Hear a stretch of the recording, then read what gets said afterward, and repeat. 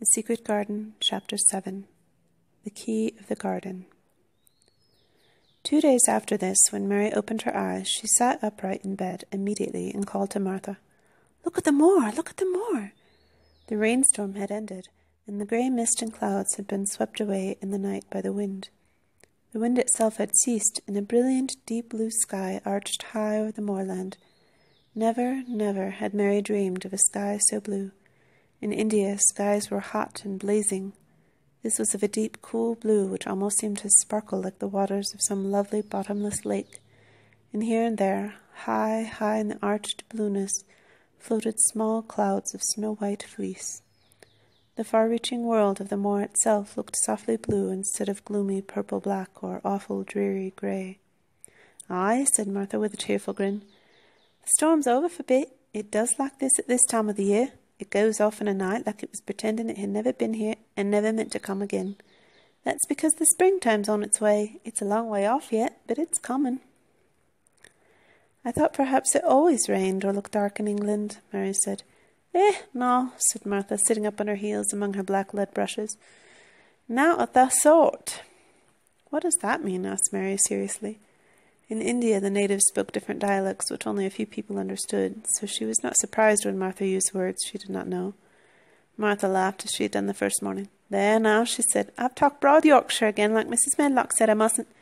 Not of the sort means nothing of the sort," slowly and carefully. "But it takes so long to say it. Yorkshire's the sunniest place on earth when it's sunny. I told thee that I'd like the moor after a bit. Just you wait till you see that gold-coloured gorse blossoms, and the blossoms of the broom, and the heather flowering, all purple bells, and hundreds of butterflies fluttering, and bees humming, and skylarks soaring up and singing.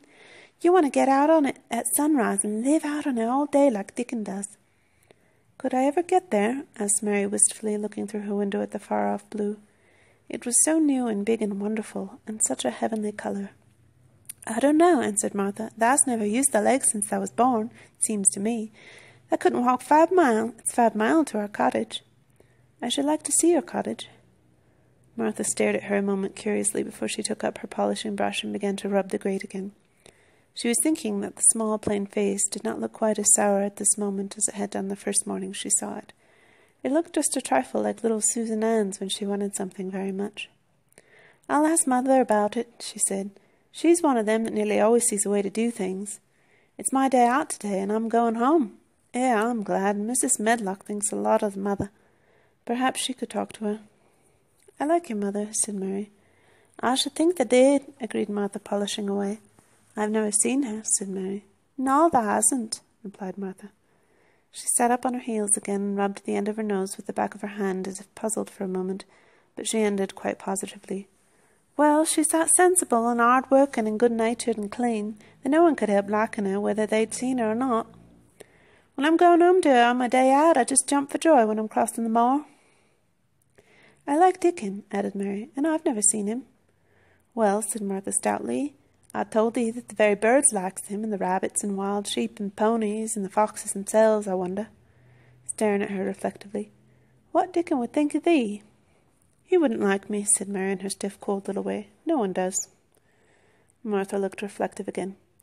"How dost thou like thyself?" she inquired, really quite as if she were curious to know. Mary hesitated a moment and thought it over. "Not at all, really," she answered, "but I never thought of that before." Martha grinned a little as if at some homely recollection. "Mother said that to me once," she said. "She was at a wash-tub and I was in a bad temper and talking ill folk, and she turns round on me and says, 'The young vixen, thou! There thou stands, saying thou doesn't like this one, and thou doesn't like that one. How does thou like thyself?' It made me laugh, and it brought me to my senses in a minute." She went away in high spirits as soon as she had given Mary a breakfast. She was going to walk 5 miles across the moor to the cottage, and she was going to help her mother with the washing and do the week's baking and enjoy herself thoroughly. Mary felt lonelier than ever when she knew she was no longer in the house. She went out into the garden as quickly as possible, and the first thing she did was to run around and round the fountain flower garden 10 times. She counted the times carefully, and when she had finished she felt in better spirits. The sunshine made the whole place look different. The high, deep blue sky arched over Misselthwaite as well as over the moor, and she kept lifting her face and looking up into it, trying to imagine what it would be like to lie down on one of the little snow-white clouds and float about. She went into the first kitchen garden and found Ben Weatherstaff working there with 2 other gardeners. The change in the weather seemed to have done him good. He spoke to her of his own accord. "Springtime's coming," he said. "Cannot thou smell it?" Mary sniffed and thought she could. "I smell something nice and fresh and damp," she said. "That's the good rich earth," he answered, digging away. "It's in a good humour, making ready to grow things. It's glad when planting time comes. It's dull in the winter when it's got naught to do. In the flower gardens out there things will be stirring down below in the dark. The sun's warming 'em. You'll see bits of green sparks sticking out of the black earth after a bit." "What will they be?" asked Mary. "Crocuses and snowdrops and daffydowndillys. Hast thou never seen them?" "No, everything's hot and wet and green after the rains in India," said Mary. "And I think things grow up in a night." "These won't grow up in a night," said Weatherstaff. "Thou'll have to wait for 'em. They'll poke up a bit higher here and push out a spike more there, and uncle a leaf this day and another that. You watch 'em." "I'm going to," answered Mary. Very soon she heard the soft rustling flight of wings again, and she knew at once that the robin had come again. He was very pert and lively, and hopped about so close to her feet, and put his head on one side, and looked at her so slyly, that she asked Ben Weatherstaff a question. "Do you think he remembers me?" she said. "Remembers thee?" said Weatherstaff indignantly. "He knows every cabbage stump in the gardens, let alone the people. He's never seen a little wench here before, and he's bent on finding out all about thee. There's no need to try to hide anything from him." "Are things stirring down below in the dark in that garden where he lives?" Mary inquired. "What garden?" grunted Weatherstaff, becoming surly again. "The one where the old rose trees are." She could not help asking, because she wanted so much to know. "Are all the flowers dead, or do some of them come again in the summer? Are there ever any roses?" "Ask him," said Ben Weatherstaff, hunching his shoulders toward the robin. "He's the only one as knows. No one else has seen inside for 10 years. 10 years was a long time, Mary thought. She had been born 10 years ago. She walked away, slowly thinking. She'd begun to like the garden just as she'd begun to like the robin and Dickon and Martha's mother. She was beginning to like Martha too. That seemed a good many people to like, when you were not used to liking. She thought of the robin as one of the people. She went to her walk outside the long ivy-covered wall over which she could see the tree-tops, and the second time she walked up and down the most interesting and exciting thing happened to her, and it was all through Ben Weatherstaff's robin. She heard a chirp and a twitter, and when she looked at the bare flower bed at her left side, there he was, hopping about and pretending to peck things out of the earth to persuade her that he had not followed her. But she knew he had followed her, and the surprise so filled her with delight that she almost trembled a little. "You do remember me," she cried out. "You do! You are prettier than anything else in the world." She chirped and talked and coaxed, and he hopped and flirted his tail and twittered. It was as if he were talking.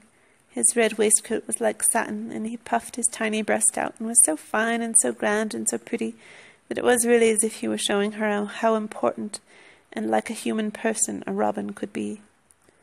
Mistress Mary forgot that she had ever been contrary in her life when he allowed her to draw closer and closer to him, and bend down and talk and try to make something like robin sounds. Oh, to think that he should actually let her come as near to him as that! He knew nothing in the world would make her put out her hand toward him or startle him in the least tiniest way. He knew it because he was a real person, only nicer than any other person in the world. She was so happy that she scarcely dared to breathe. The flower bed was not quite bare.